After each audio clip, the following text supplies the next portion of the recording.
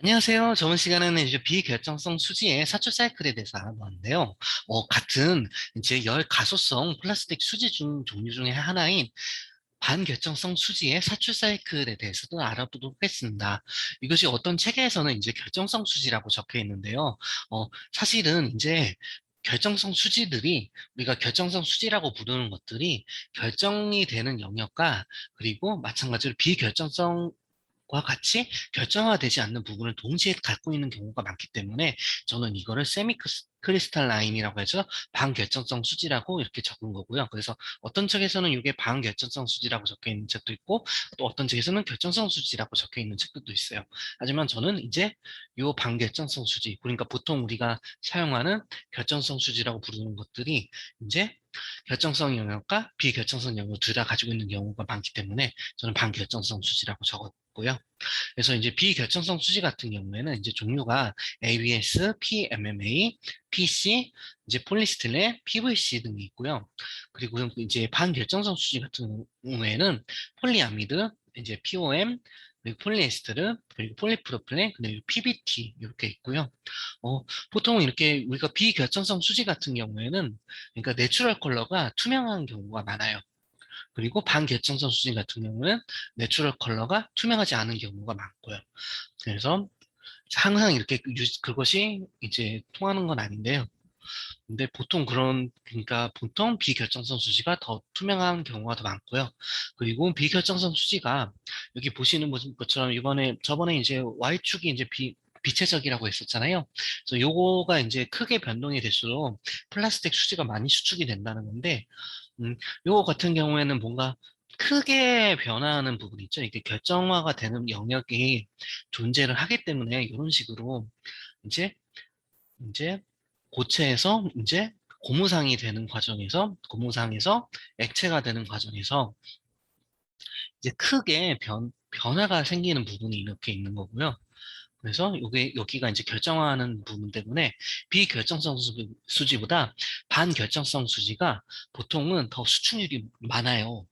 그래서 이런 식으로 이제 결정화되는 부분이 있기 때문에 이제 우리가 반결정성 수지가 비결정성 수지보다 수축이 더 많다는 걸 알 수 있고요. 일단은 반결정성 수지 같은 경우는 이렇게 이제 메이팅 포인트가 비결정성 수지에서는 이제 메이팅 포인트를 찾을 수가 없었잖아요. 근데 반결정성 수지 같은 경우에는 결정화되는 부분이 있기 때문에 이게 우리가 메이팅 포인트, 즉 액체로 되는 지점이 존재를 해요. 근데 이제 비결정성 수지 같은 경우에는 유리상으로만 존재를 할 뿐이지 그러니까 고무상에 이제 유리상의 거동만 존재할 뿐이지 특별한 멜팅 포인트가 존재하지 않아요.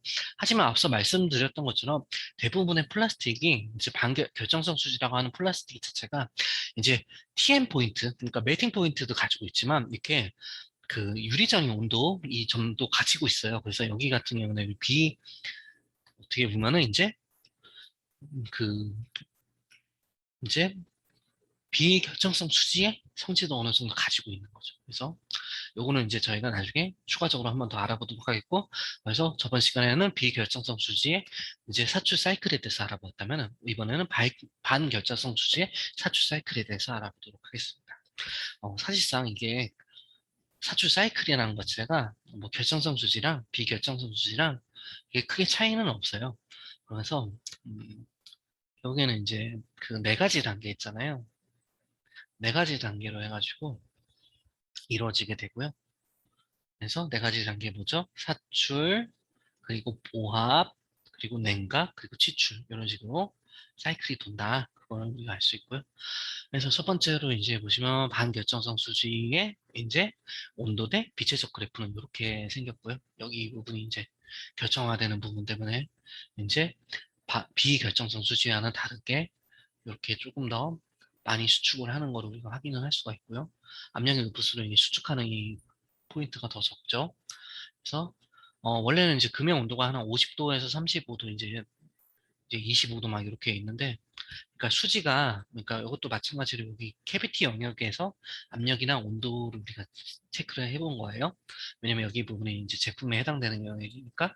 그래서 이제 보시면은 이제 처음에 금형 온도가 25도에서 50도 정도 되기 때문에 여기서 이제 수지가 이제 닿아가지고 이제 수지가 점점 차오르면서 이제 수지가 점점 차오르면서 다 차오르면서 이렇게 압력이 높아지는 거고요. 그래서 이제 금형의 온도는 이제 그 어떻게 보면은 이제 수지의 온도에 가까워지는 거죠. 표면 온도는 그렇게 되고 이렇게 충전이 일어나면서 이제 압력이 증가를 하고요.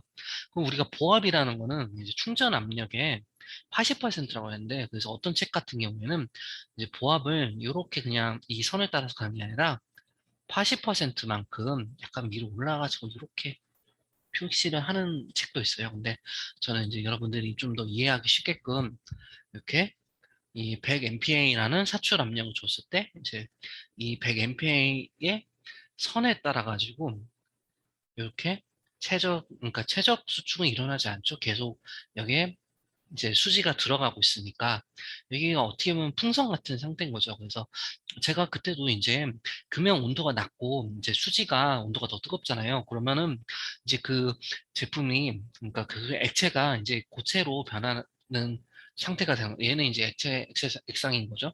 그러니까 고무 그러니까 유리 상태에 이제 유리 상태 플라스틱에 이제 고화가 되기 시작되는 게 이제 이 제품의 외곽부터 이렇게 노란색 영역부터 이제 안쪽으로 이렇게 조금씩 파고 들어가는데 그러면 이게 어떤 상태겠어요? 여기 이 노란색 부분은 이제 딱딱하고 이 안쪽은 이제 그 수지가 이제 말랑말랑한 형태로 있겠죠. 그래서 이 상태에서 뭔가 수지를 더 넣으면은 여기 밀도가 증가를 하면서 이게 밀도가 증가를 하게 돼요. 그래서 이 보합 과정이라는 게 이 고화가 완전히 되지 않은 상태에서 수지를 더 밀어 넣어가지고, 그러니까 압력을 유지시켜가지고, 조금 더 밀도가 높은 상태로 유지를 해주는 거는 이제 보합 과정이라고 하고요.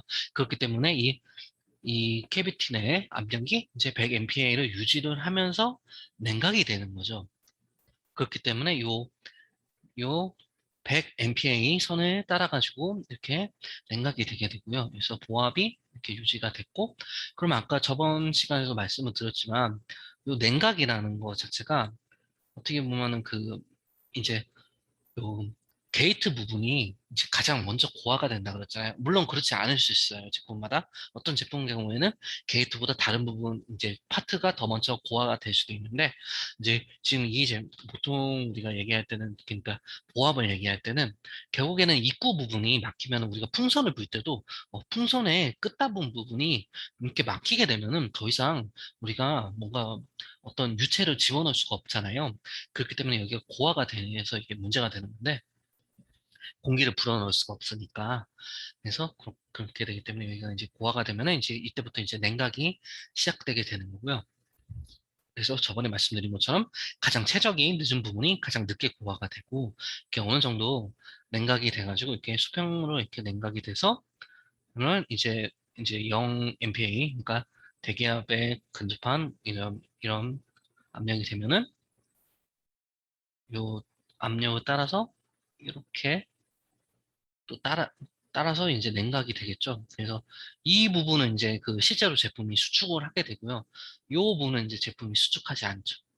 그래서 우리가 만약에 보합 과정이 없었다면은 여기서부터 여기까지 이제 바로 냉각이 돼서 이 요 선을 따라서 이렇게 내려온 만큼 여기가 이제 추출되는 부분인데 추출되는 지점까지 이제 냉각이 되는데 근데 보합이 됐기 때문에 이 부분만 이렇게 최적 수축이 발생을 했다 그거죠. 그래서 보합을 우리가 넣는 이유는 어디까지나 치수 정밀도를 좋게 하기 위해서 그리고 아까 말씀드렸듯이 밀도를 조정을 할 수가 있잖아요. 보합을 통해서.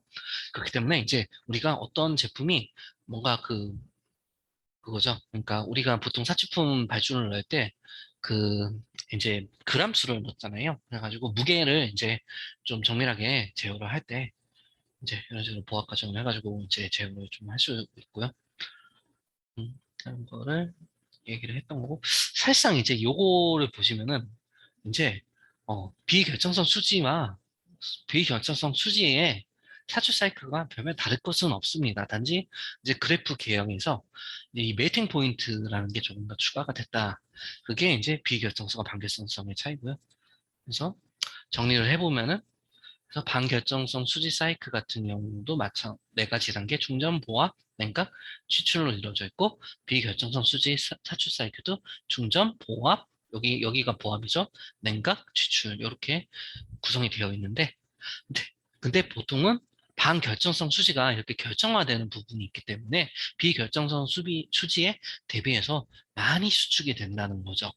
그래서 우리가 단순히 수지가 저렴하다고 좋은 수지가 아니라 이런 게 보시는 것처럼 수축이 좀 적게 되는 수지들이 있어요. 그래서 이제 같은 결정성 수지 내에서도 물론 수지가 이제 어떤 수지는 더 많이 수축하고 어떤 수지는 덜 수축하고 그렇게 하겠지만 보통은 이제 비결정성 수지가 많이 수축이 덜 되기 때문에 여러분들이 이제 비결정성 수지가 이제 치수 정밀도 등 고려해서 뭔가 만드실 때 이렇게 사용을 하시면 되고요.